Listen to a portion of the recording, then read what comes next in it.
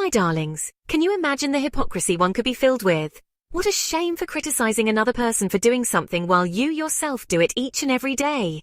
Well, see family, it's your girl here Famish, ready to take you through the bullshit of Sarah Vines. Don't forget to hit that like and subscribe button, my loves. You also dive into the comment section and share your thoughts. Let's get one thing straight. Sarah Vine, the Daily Mail's resident pot stirrer and self-appointed moral compass, has built an entire career on slinging mud at people who dare to live their truth, especially when it doesn't fit her narrow view of how things should be. She's made a name for herself by targeting those who step outside the lines, always ready with a scathing headline or a snarky column. And let's be honest, her favourite targets seem to be Prince Harry and Meghan Markle, the Duke and Duchess of Sussex, who have faced relentless criticism simply for choosing a different path and speaking openly about their experiences.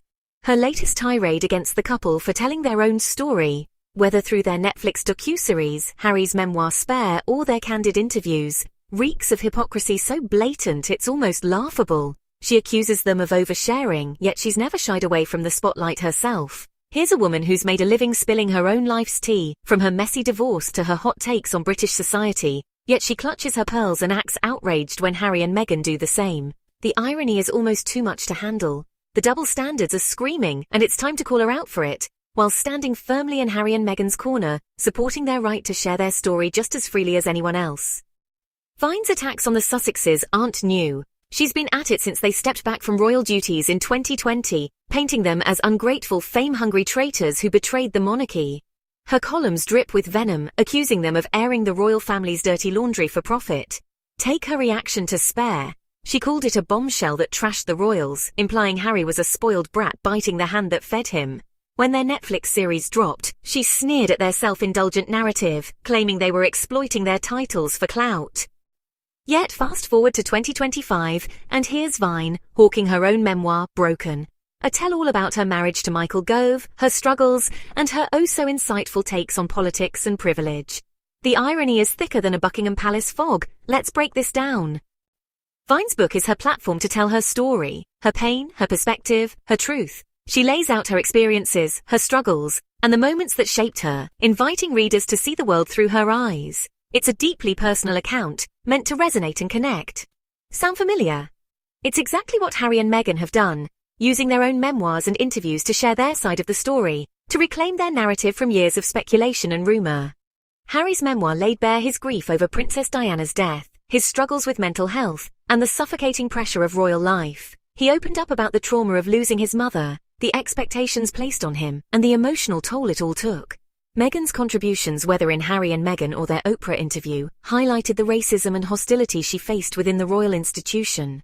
She spoke candidly about feeling isolated, unsupported, and targeted by both the press and the establishment. They've both been open about their mental health battles, the media's relentless hounding, and the lack of support from the palace.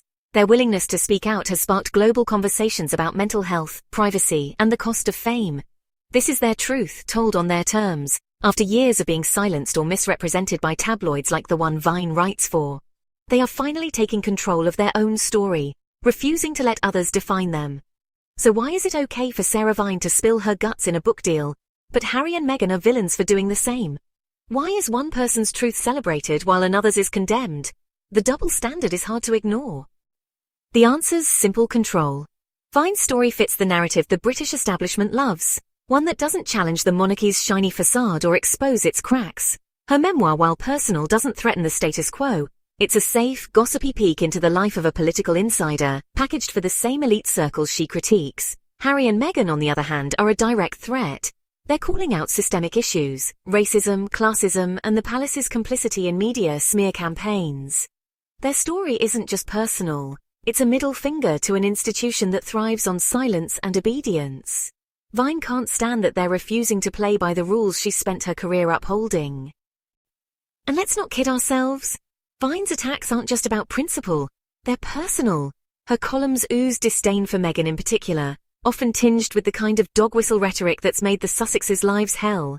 She's called Meghan calculating and manipulative, implying she's some mastermind puppeteering Harry into rebellion. It's a tired trope, one the British press has leaned into hard, painting Meghan as the scheming outsider who stole a prince. Never mind that Harry's been vocal about his own discontent with royal life long before Meghan entered the picture. Vine's narrative conveniently ignores Harry's agency, because it's easier to scapegoat a biracial American woman than admit the monarchy's got deep flaws. Meanwhile, Vine's out there promoting Broken like it's the second coming of War and Peace. She's done the rounds on podcasts, TV shows, and of course her own paper, sharing juicy tidbits about her marriage, her mental health, and her place in Britain's elite. She's not shy about it either, tweeting about her book signings, plugging her raw and honest story. Good for her, right? Everyone deserves to tell their truth, but why does that right vanish when it's Harry and Meghan? Why is Vine's self-reflection brave, but theirs is narcissistic? The double standard is glaring. She's profiting off her personal struggles, just like she accuses the Sussexes of doing, yet somehow she's the victim and they're the villains. Let's talk about the bigger picture. Harry and Meghan aren't just telling their story for kicks. They're reclaiming their narrative from a media machine that spent years twisting it.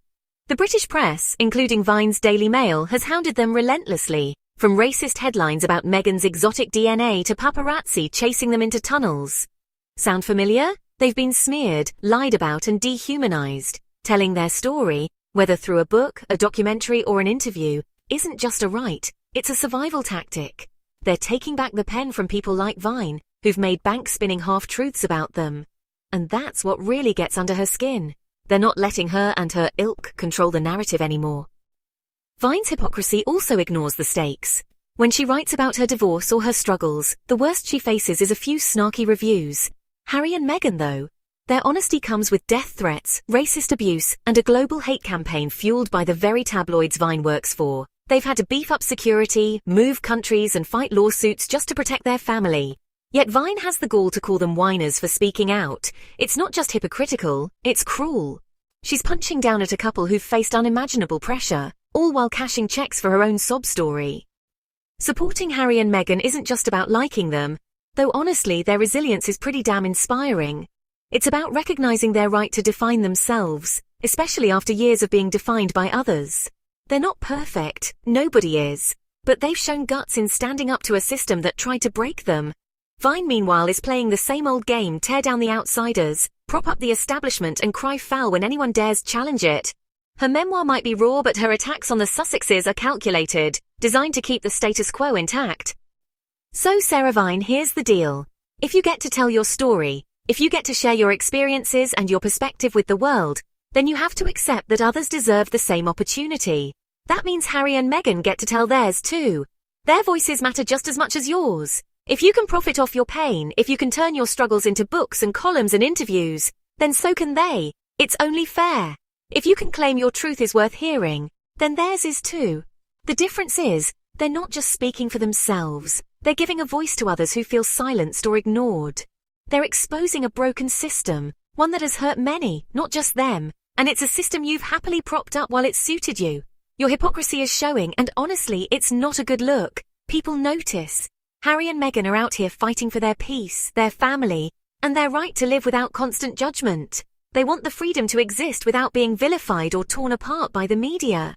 Maybe instead of slamming them at every turn, you could learn a thing or two about real courage, about standing up for what's right. Until then, keep your pen out of their story. Focus on your own narrative, because you've got more than enough of your own stories to sell.